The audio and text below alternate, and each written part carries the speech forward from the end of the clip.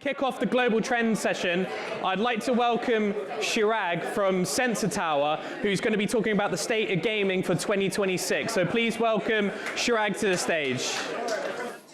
Thank you guys for having me here. I was going to say, I'm surprised we're already into 26. I feel like 25 flew. So hopefully, for the next 20 minutes, I know we have a packed schedule. The plan is to show you guys how we are seeing the game space and ultimately what are some fun takeaways as we go into 26. I think first and foremost, let me start off by saying, I feel like every time I come to one of these conferences, there's a general feeling that gaming is not doing well. And I say this every time. The numbers don't say that. When we look at the game space, 25 was a massive year for gaming. Just to put some numbers behind it, we're looking at 52 billion downloads that went through the game space. I think we're in a cool position now that we can talk about it from the whole landscape. Across Apple, Google, Steam, Xbox, PlayStation, 52 billion. This is a record year that gaming had in 25. And then you sort of look at this on the revenue side, it's even a bigger number. 82 billion went through the Apple App Store and the Google Play Store. And just to put that into context, the last time we saw that number was in the peak of the pandemic in 21. So gaming is back. And for folks, I see some people that I've seen in the audience, this does not include the web store revenue, which we are in the process of also including. So this number is even bigger on the mobile side. So mobile is doing extremely well. And then when we look at this on the PC side, 12 billion, Steam had another record year. Just to give you guys a sense, like gaming in all aspects is doing really well. However, when we take a step back and actually look at this for the different stores, this is where things get really interesting. Let's focus first on the download side. One of the big themes, if folks had a chance to listen to this session I did maybe 2 years ago, we had mentioned this theme around more and more developers and publishers are focused on their live titles in the market. It's now sort of been 2 years. We're starting to see it really impact on the download side, where we've seen the Apple App Store and the Google Play Store decline about 6 to 8%. Steam had a 12% decline. Part of that was, it was just such a big year for Steam last year. But revenue is where things get really interesting, right? We're still seeing over 1% growth on the Apple App Store, which topped over 50 billion just for the Apple App Store. 3% on Google. This is a recovery from the last couple of years. So Google is starting to grow again at 30 billion. And then Steam, I mentioned it, it's at 12 billion and a record year for Steam. And we'll talk through some of the games that really impacted this. Audiences, I had a chance to see the last session. I think people were talking about like, who is the gaming audience?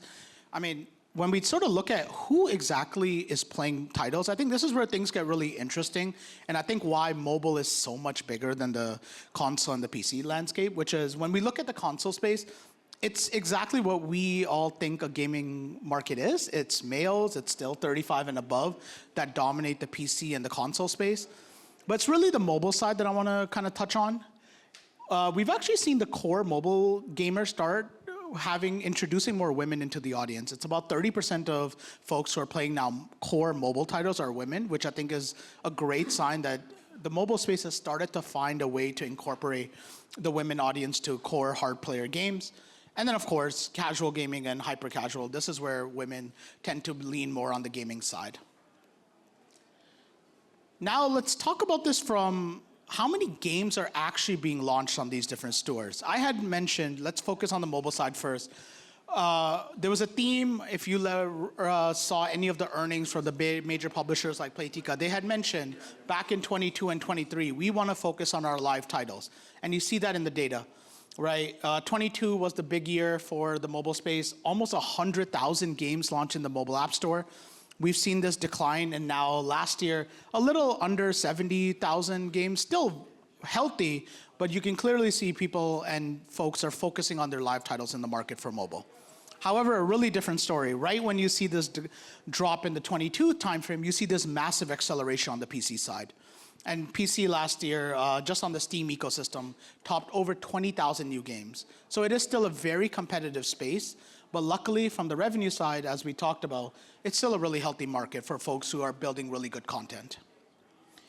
Speaking of competition, I think we all, for folks who are game developers, getting to your audience is the hardest part. And I want to put some numbers behind it on the ad side. We saw over $12 billion spent on just video ads last year.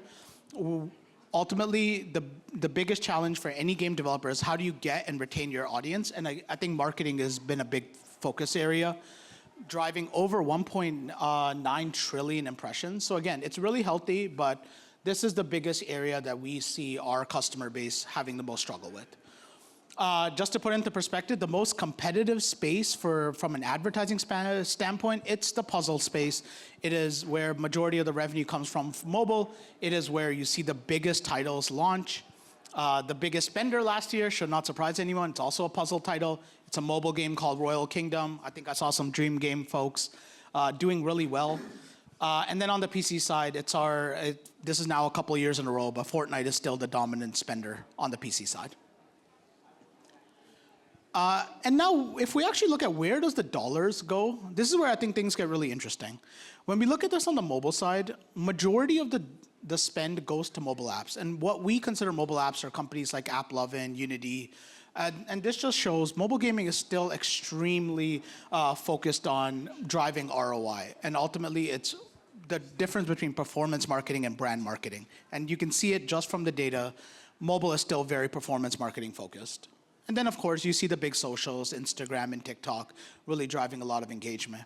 But when we look at this on the PC side, I think this gets really interesting, where you still see YouTube being the dominant. And I think for folks who run marketing, YouTube's always been known as where the hardcore player has been. And that's where you start seeing still a lot of focus from PC console developers on YouTube. But then again, it's Instagram, it's TikTok. They're starting to become a bigger part of this ecosystem as well. So now let's go a little bit into deep dive into the mobile space specifically. As I mentioned, let's look at downloads. We did see this was a record decline on the download side. Part of it is, again, folks are focused on specifically their live titles on the market. But I think one thing I did also want to highlight, we are seeing weakness specifically from the Asia side. And we'll walk through the numbers, but specifically the Japanese market really is where we're seeing a lot of challenges. But again, I think on the revenue side, I think this is a really healthy story on the mobile front. It's 82 billion. As I mentioned, the last time we saw that number was in 21. And this does not include the web store revenue. So in reality, you could make a case that 24 and 25 were actually higher gaming revenue years than the pandemic, which I think is a great sign for the mobile space.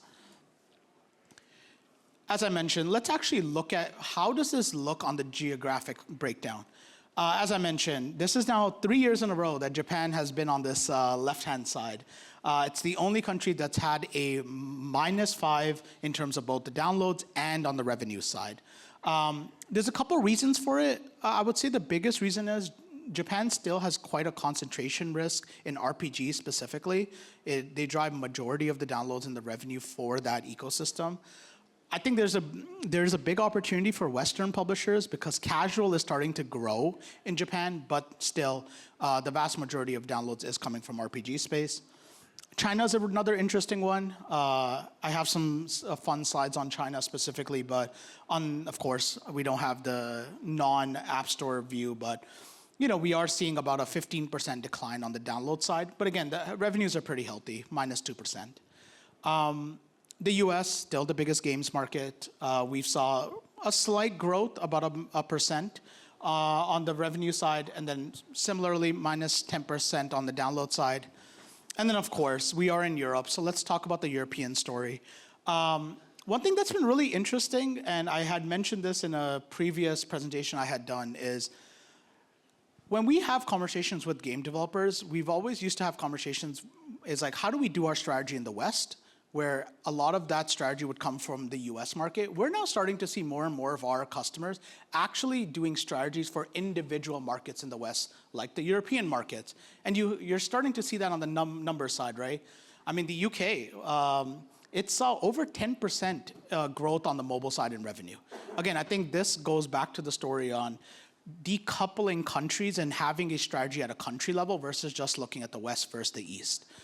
Similarly, France had a really good year, close to almost 8% in revenues, and then some of the other bigger markets like Germany. Another fun one to look at is Canada. Selfishly, I am Canadian, but it's been the big soft launch country market for a while. I think it started to get really expensive, but we're starting to see more soft launches going back into Canada. Maybe this is a sign that things are looking out for the Western markets again. And now when we look at this, kind of like the segments of the mobile gaming space, this is where things get really interesting. Hybrid casual, we've been talking about this for the last 5 years. The record growth for them, over 100 million in revenue that the hybrid casual space drove last year. A lot of big titles, the likes of Take-Two's titles and some of their dominant titles starting to become in the top 50. Hyper casual, still kicking, still doing well. I think it's an interesting year. It hasn't been on this slide for a while. But again, I want to paint the story on the mid-core side. It had another big negative year. And again, as I mentioned, this is where a lot of the weakness from Asia, Japan, China is really starting to show. And now when we look at who are the top publishers and top games in the market, this is where things get really interesting. I mean, everyone knows about Roblox. I feel like I don't have to talk a lot about it. They are in a league of their own. I would also say I don't consider them games anymore. I feel like I might start removing this off given they are a platform. I think the story is more, let's look at the other 9. This is a fun view. A lot of people ask me, if I was a Western developer, what would I be nervous about? I think this slide shows it, which is 5 of the top 9 are Eastern publishers. The APAC market now dominates the West. Just to point out a couple, Last War Survival, Whiteout Survival, Century Games. The Western publishers Eastern publishers are doing extremely well in the West. These are games that have launched only about a year ago and already have grossed $1 billion, which should hopefully give a sign to anyone who's trying to launch mobile titles. There's still a massive opportunity for good if you're launching good titles on the market. And then again, there are some legacy ones. You still see Candy here being in the top 10, Coin Master, which is now over 5 years old. So again, the mobile gaming market is really healthy. And now, who are the publishers? Again, it's similar to Roblox. Tencent dominates. It's the only one that's driving over 300 million downloads a year and over close to 8 billion in revenue. But I think this is where things get really interesting. Of course, you see Take-Two's acquisition of Zynga. That doesn't get talked about a lot, but Take-Two is doing really well on the mobile side, partially because of their focus on hybrid casual. This is the first time that Supercell is back in the top 5. If you've been paying attention, Clash and a lot of the major have had record years. I think the stat is the last time Clash made as much money last month was when it was back in 2012. So it's been a decade since Clash has been on the top of the leaderboard.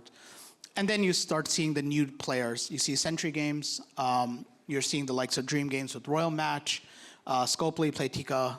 Again, it's a really interesting sign that it's a lot of Western and it's a lot of Eastern publishers now battling. Again, I think live ops has been a really big focus. Part of the reason being people are focused on their live titles in the market. And I think this is a fun view for folks, which is what we're seeing based off we track essentially the space for the top 100 games on the space. What's been really interesting is the amount of new unique events that are coming out in a game. So these are events that we've never seen before. It was a record year last year. 12% of these events are brand new. Again, it's just showing that the companies that have their live titles in the market are really focused on building new content, which is why I think you're seeing the life cycle of these games starting to grow and actually take share from the smaller developers, is because they're very much focused on providing the best content for their players. And again, you can kind of see this record number of events. You're starting to see now the average mobile game has over 30 events per month, which is a record high and just a sign that more to come for the mobile space in terms of live ops. One thing for the casual folks in the audience, casual is having a retention problem. Again, part of that could be there's been a lot of focus on casual, and another reason could be the top 5 casual games have been the top 5 casual games for the last 5 years. It's Candy Crush, it's Royal Match. This is where I think there's an opportunity here, where maybe there's an opportunity for new developers to try to really release new content. But casuals had now a 2-year decline as a category from a retention standpoint. Another thing is specifically on ads and where folks are putting their dollars. I had mentioned the thing that we get asked the most from our customer base is like, how do we get to the user? And I think this is a really interesting and telling sign, which is we've seen just the dollars have shifted on where their ads are going. We saw last year a lot of focus specifically on image ads. And we've actually seen that change now where more and more budgets are going to video, which are traditionally more expensive, but they tend to also bring a much more engaged audience. Similarly, we're seeing a pretty big record growth, almost roughly 15% of ads now going to rewarded video ads. And again, just a sign, how do you get players to see and ultimately play your titles? So these more expensive ad placements are starting to see bigger growth than last year. And then again, this is a really fun one. I was telling some folks, I was at a VIP dinner and I had some executive ask me around ROI, and which was surprising. I don't get a lot of questions around profitability in gaming, but this is a fun slide I want to highlight, which is the amount of spend versus the amount of money that category makes. And I think this is a really fun one.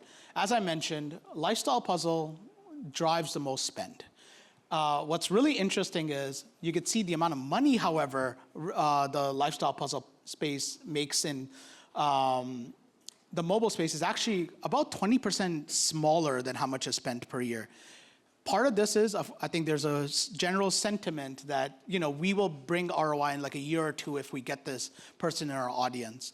And again, I think the challenging thing is, as we saw on the retention side, casual is having some challenges. So I do think the casual space is gonna have some tricky years ahead of us, given you could see this widening gap between the amount of spend and the amount of revenue that casual brings. But then you see on the opposite side, action and strategy. Even though I'd mentioned Japan is starting to see revenue declines, I mean, from a spend and revenue standpoint, it's still quite healthy. Casino, again, I know it's very taboo, but casino does really well. It makes still a ton of money per user. And then sports and racing. This has been like, I think 4 years in a row where the sports and racing category has declined in revenue. So again, maybe this is just a general sentiment that I think all of us are spending less time watching sports. But again, I think this is a fun view to just show the ads versus the revenue piece. And then on the PC console side, as I mentioned, PC console still doing really well.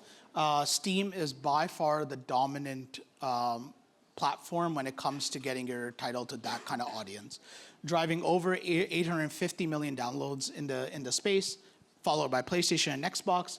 But again, I think this is a really interesting one. Just to put into perspective, this combination is about 2 billion in installs. The mobile space did about 40 last year. So it just gives you a sense of the magnitude scale between how many audience is in mobile versus PC console. But again, PC is starting to see a really big focus from developers. And it's one thing to say, it's another thing to show a couple years in a row. As you can see, just from a pure revenue standpoint, I mean, Steam's doubled in almost 7 years, or more than doubled in 7 years, topping over 12 billion. And again, it just goes back to their dominance and just this ease of use on keeping all your titles in one ecosystem. I think Steam will continue being the dominant player for the PC space. Again, what's also really interesting, again, to that point, is you see this really big focus on driving new content specifically on Steam. while revenues are 12 billion now, 20,000 new games launched in Steam. It's getting extremely competitive, and I don't know if there's PC or console developers in the audience, but again, we're starting to see more and more mobile gaming companies also releasing their content on PC for cross-platform. It's competitive. It's not a joke. And lastly, who won the PC space? I think this is a really fun view that I want to talk about. It's been a while since I've talked about EA in a slide, but EA dominated last year. They have the top 3 title for AAA. Battlefield 6 was the biggest console game in the market. But then EAFC and EAFC 26 and 25 respectively took the top 2 and 3 titles.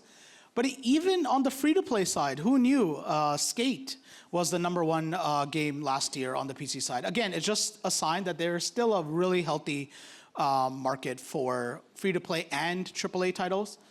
But then again, 25 was the year of the indie and the AA. You know, we had massive games like Repo that drove over 18 million installs. We had Peak driving almost 15 million installs. And then, of course, some of the AA titles that we all love and play. I spent a lot of time personally in the holidays playing Arc Raiders, a massive launch, over 11 million units. And of course, the game of the year with Expedition 33, almost driving 9 million. So again, I've said this a couple times, gaming's really healthy. If you have great content, there is an opportunity for it. And then lastly, IPs. Specifically, PC console has been always very IP focused. And what's been really nice is to actually see that showing up in the revenues. Marvel, the Disney still dominates on the PC console space in terms of IP penetration. Marvel Rivals, I had mentioned, was the #2 free-to-play titles. It's still doing well. And then you see some of the major sports titles. You see NBA here, NFL. You see the UFC, which there's a big fight on the weekend. So I think that you'll start seeing them being more focused on the game space. And then you see some legacy titles. Ubisoft, if there's folks from there. I mean, Assassin's Creed did really well. It was the first time it's been in the top 5 in a really long time. So overall, in conclusion, I know I went a few minutes over, but ultimately, gaming's really healthy. Specifically, the PC console side, we think is going to have a really good year this year, especially Steam with another dominant year. But again, on the gaming, on the mobile side, it's matured. It's been averaging between 80 to 85 billion for the last couple of years. This doesn't include the web store revenue, so you could probably make the case it's closer to 90 billion. But again, there's still a massive opportunity if you have great titles on the market. Specifically, mobile gaming, there's a lot of growth opportunity when you're focused on these individual markets. As I had mentioned, traditionally, Europe wasn't a market that few people would focus on individually. They would focus on the US. But as we saw, these last couple of years, you've seen the UK, Germany, France really lead in terms of revenue growth. And I think there's still a big opportunity for it. And then again, as I'd mentioned, the Chinese developers and specifically the Eastern developers in general are doing extremely well. I would definitely spend some time looking at them and seeing some of their strategies. And then lastly, Steam, gonna do great. PC console is set for a big year and big growth. And ultimately, I think we're off to a really big year for 26 for gaming. And with that, I think I'm done. Thank you, guys.